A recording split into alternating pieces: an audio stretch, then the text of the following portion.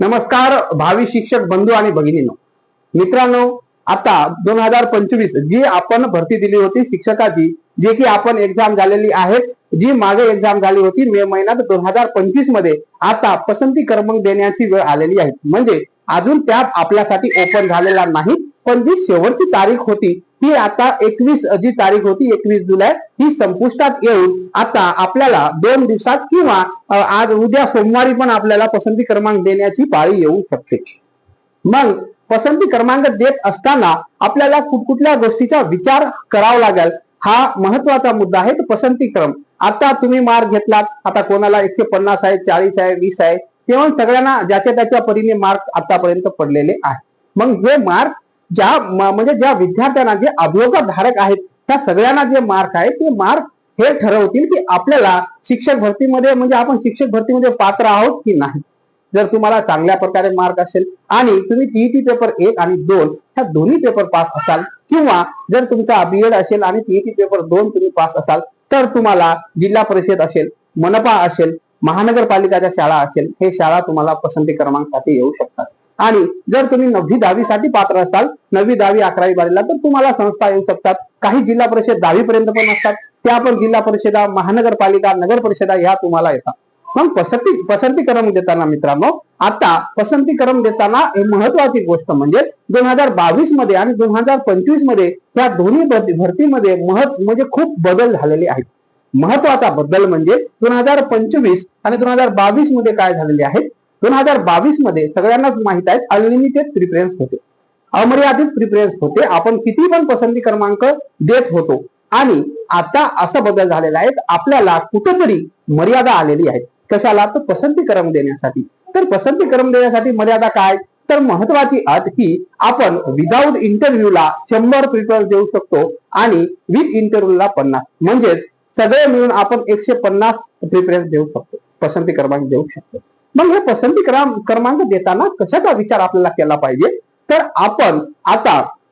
आपण सगळे जे अभियोगाधारक आहेत, मी पण त्याच्यामधून एक अभियोगाधारक आहे, तर सगळे आपण आता अडल आहोत. आपल्याला कुठलीही गोष्ट म्हणजे समजते, सगळ्या गोष्टी आपण काय करून म्हणजे विचार करून समजून सगळ्या गोष्टी आपण करू शकतो की नाही? करू शकतो. तर आपल्याला पसंती क्रम देताना महत्वाचा मुद्दा आपण कुठं राहतो, म्हणजे हा महत्वाचा मुद्दा आहे.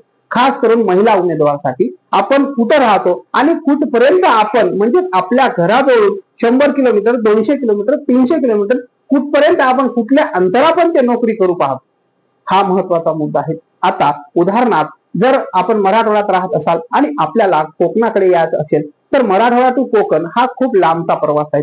जास्तीत जास्त आपण जे मराठवाड्यात राहणारे विद्यार्थी आहेत ते रत्नागिरी असेल, रायगड असेल, त्यानंतर सिंधुदुर्ग असेल, पालघर असेल, या जिल्ह्याकडे येण्याचा प्रयत्न करतात. मग ह्या जिल्ह्याकडे येण्याचा प्रयत्न करत असताना आपण आता बघा 2022च्या भरतीमध्ये जे टप्पे झालेत, तर पहिल्या टप्प्यामध्ये आपण जिथं लागलो तिथं गेलो नाही, तर दुसऱ्या टप्प्यामध्ये आपल्याला काय होतं, चान्स होतं. दुसऱ्या क्रमांकाला आपण दुसऱ्या टप्प्यामध्ये पण आपण प्रिफरन्स देण्यास काय प्रिपेअर होतो. पण आता असं काय आहे का? नाही. जर तुम्ही पहिल्या टप्प्यात उदाहरणार्थ तुम्ही मराठवाड्याच्या नांदेड जिल्ह्यामधून रत्नागिरी या जिल्ह्यात तुम्ही येणार आहात, या जिल्ह्यात तुम्ही पसंती क्रमांक दिलात आणि तुमचं नाव सिलेक्शन यादीमध्ये आलात, आणि मग तुम्ही तिथं म्हणजे तुमची इच्छा नाही जायची, तुमचे मित्र असेल किंवा सगळे सोयरे कोणी असेल ते तुम्हाला बोलतात की लांब आहेत, तुम्हाला परवडणार नाही, तुम्हाला अशा तशा गोष्टीनं तुम्ही तिथं म्हणजे जाण्याचा टाळल्यानंतर मित्रांनो, तुम्ही त्या आता या 2025च्या भरतीमधून परिपूर्ण बाद होता. म्हणजे याच्यात तुम्हाला दुसऱ्या टप्प्यात चान्स भेटणार नाही का? कारण की तसे GR निघालेले आहे, तर तुम्ही एकच वेळेस प्रिफरन्स देऊ शकता आणि त्यावेळेस तुम्हाला जाणे गरजेचे आहे. तुम्ही गेले नाही तर तुम्ही आपोआप त्या भरतीमधून बाहेर पडता. मग पसंती क्रमांक का? मग यासाठी पसंती क्रमांक महत्वाचा आहे. जिथपर्यंत आपण जाऊ शकतो तिथपर्यंतच पसंती क्रमांक आपल्याला द्यायचा आहे. आता तुम्ही मराठवाड्यात असाल आणि तुम्हाला आता बघा, मी पण एक अभियोगधारक आहे आणि मी रायगड जिल्ह्यामध्ये गेल्या 5 वर्षापासून कार्यरत आहे. जर तुम्हाला माझी मदत हवी तर तुम्ही मला कमेंट बॉक्स मध्ये म्हणजे रायगड जिल्ह्याच्या बाबतीत कुठं सर्व्हिस करायची, कुठं करायची नाही, ह्या गोष्टी तुम्ही मला विचारू शकता. कमेंट बॉक्स मध्ये तुम्ही विचारू शकता, मी तुम्हाला याच्याबद्दल माहिती सांगू शकतो. रायगड जिल्ह्यामध्ये आता मी गेल्या 5 वर्षापासून इथं कार्यरत आहे आणि मला सगळे तालुके म्हणजे कुठून काय शाळा कशी आहे ह्या सगळ्या गोष्टी मला माहित आहेत. रायगड असो, त्याच्यानंतर रत्नागिरीचा काही भाग असो, पालघर, ठाणे, मुंबई ह्या भागाची तुम्ही मला माहिती विचारू शकता. तर पसंती क्रमांक आता जागा किती आहेत ते जागावर डिपेंड करते की आपली लिस्ट कशी लागणार आहे. मित्रांनो, शिक्षक भरती सगळ्यांनाच माहित आहे, शिक्षक भरती ही खूप गुंतागुंतीची भरती आहे. दुसऱ्या सरळ सेवाची भरती आहे तशी शिक्षक भरती नाही. कारण की शिक्षक भरतीमध्ये कशा प्रकारे असतात, तर शिक्षक भरतीमध्ये आपली कास्ट असेल, त्यानंतर आपला सब्जेक्ट असेल, त्यानंतर आपल्याला जागा आहे की नाहीत आपल्या कास्टला, मग आपल्या सब्जेक्टला जागा आहे की नाही, ह्या गोष्टी मॅटर करतात.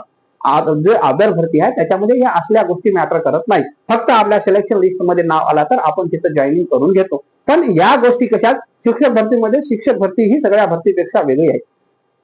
तर पसंती क्रमांक देताना महत्वाचा मुद्दा एकच लक्षात ठेवायचा आहे की तुम्ही राहता कुठं. तुमचं महत्वाचं म्हणजे तुमचा जो कायमचा पत्ता आहे तो कुठं आहे आणि तुम्ही कुठपर्यंत भरती म्हणजे नोकरी करण्यास तात्पर्य. बघा मित्रांनो, आपण लागण्याच्या अगोदर कोणी, मी पण असो कोणी असो, आपल्याला एकच म्हणजे आपण मनातून एकच इच्छा असते की मला नोकरी हवी. मग ती महाराष्ट्राच्या कुठल्याही कानाकोपऱ्यात का असेना.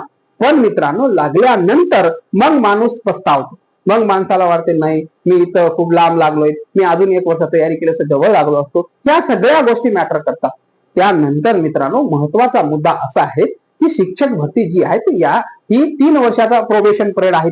म्हणजे 3 वर्षापर्यंत आपल्याला मानधन तत्वावर काम करावं लागतं. कोणाला ज्याचा डीएड असेल त्यांना 18,000, डीएड असेल 16,000, 18,000, 20,000 असे या शिक्षक भरतीचे टप्पे पडतात. महिन्याला आपल्याला तेवढाच मानधन मिळणार. मग ह्या मानधनावर आपला घर चालतो का, आपला संसार या मानधनावर लोटला जातो का, ह्या गोष्टी पण आपल्याला बघणं गरजेचं आहे.